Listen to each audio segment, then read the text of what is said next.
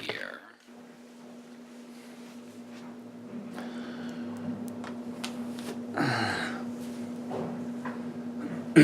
Okay. No, this is not the light above. It's weird. Okay.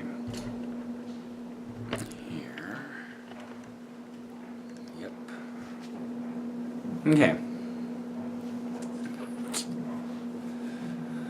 Oh, Lord Jesus. It's already recording. Oh my God! Wow, okay. What is up, YouTubers? It's Lucas, and I'm here back with another episode of our 6D journey. And today, I've been reflecting on for the last few days, kind of my own personal beliefs in how it is that I think I would best find love. And this is love in any capacity, with friends, with family, with long-term partners, right? Where there's a certain way that we know that we want to move. And let me give you two specific examples of how you can move in your journey through finding love. You can be the chaser. This is usually the masculine energy in the relationship, right? The person who's the go-getter, who will go and do anything. He's the knight in shining armor, right? He's the one doing all the deeds to prove his love for his lover. Then it's in stories, it's always a woman. There's the princess up in a tower just waiting. She's the damsel in distress. She wants to be rescued. She wants to be the one chased, the one sought after, the one earned. These are two very different mentalities, and we move how we think is best for us and how we want to find love. And again, I'm saying any kind of person you have a relationship with, there's going to be a chase and a rest. And sometimes there's a back and forth. And you have to know in the end what it is that you want. The reason I'm bringing all this up today and what really cued all this to me, a woman called in, and I need water.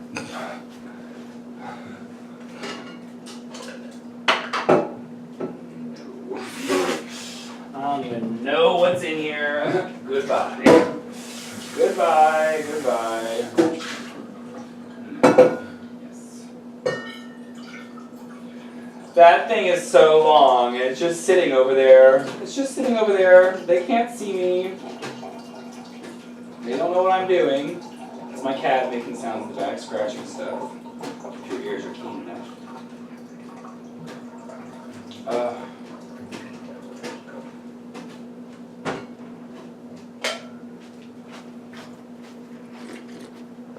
After driving all day, I drove for like 6 hours today. 5 hours. Talked a lot. Needed fluid. Let's see. Relationships. Mover. How you want to move in the relationship. Oh, it's gone.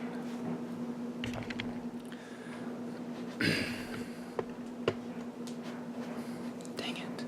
Why is this light not working right now?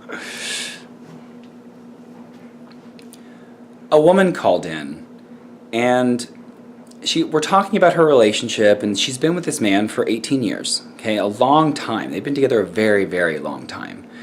And they have kids together. They're not married. There's all these small details that are like standing out to me about her situation. And finally I said, I feel like there's just this giant control issue. Like, it's like you're having to be the man and the woman, and he's not being either or. And she goes, oh my God. She's like, yes, I want him sometimes to step up and to do the work without being told or asked. And all of a sudden I was like, and I just realized that that's what she needs. She needs a man that can come in and take care of his part of the end, his part of the job, his part of the task. He's taking care of that while she's taking care of hers, not having to manage him and not having to guide. And I just had this huge... Driving for Uber all day, talking to people. Where's my voice out? We have to choose in relationships what works for us, and we have to be very transparent about that. Like, there cannot be the whole, because what happens is that so much time, guys, we all spend time being passive. We passive ourselves through the relationship. When things don't go our way, we hold it in, it's not a big deal, blah, blah, blah, and that's fine. But then what happens is that later, years later, there's all of these things. And all of a sudden I said to her, I feel like when y'all were like 3 years in the relationship, maybe 4, there was this moment where you realized how fundamentally different the two of you were. And you've been passive aggressively fighting about that moment ever since. 15 years.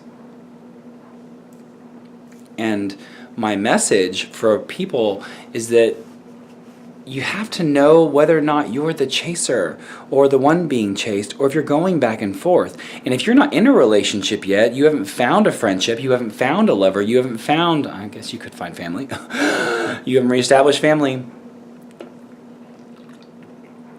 you have to know what it is that you are in that relationship and be that person.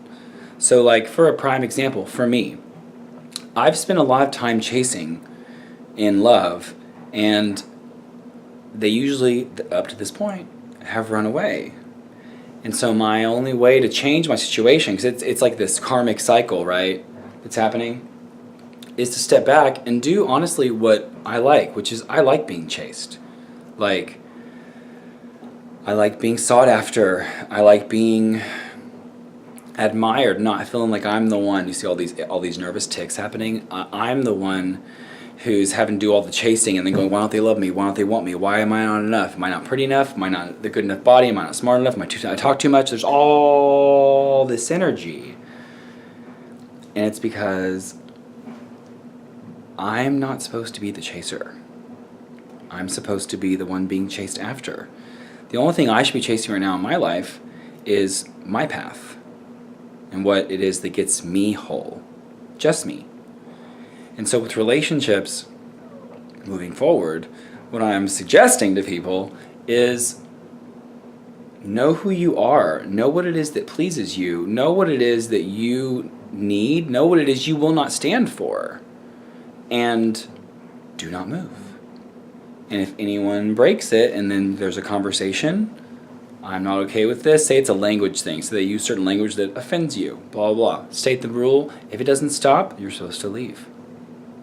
You're supposed to leave because they're not honoring you. And you know, it's kind of like there's this old rule that used to really bother me, that inside God's house, because I grew up in a Christian household, inside God's house, you were trying to keep yourself absolute, as holy as possible. That means like positive language, positive thoughts, positive actions, positive intentions, moving towards a greater whole collective, whatever. And now the lesson that I learned from that is you're supposed to respect people's temple. It has nothing to do with their house. It's their body. Respect their body. And when someone says something to you, which is, I do not like that sort of language, that sort of touching, that sort of, I don't know, whatever it is for you, honey, whatever. And if they don't honor that, then it's time to walk away. And the people that really do love you, the ones that really cherish you and value you and really feel like you're an abundant aspect of their life, those people will honor you and they will respect your wishes and they will behave correctly around you. We all know that in the room with just one person, we're much different than we are in a room full of many people. And we can be different a lot with these different one peoples. And it's because deep down, we're all a lot of things. We're all a lot of things, a lot of people, a lot of beliefs, a lot of attitudes, a lot of views we've heard. We are a lot. And at any moment, we can be in any different place. And that's okay. If you have that one friend that certain topics of conversation come up and it's fun for you and you're enjoying the moment, do it. Do it.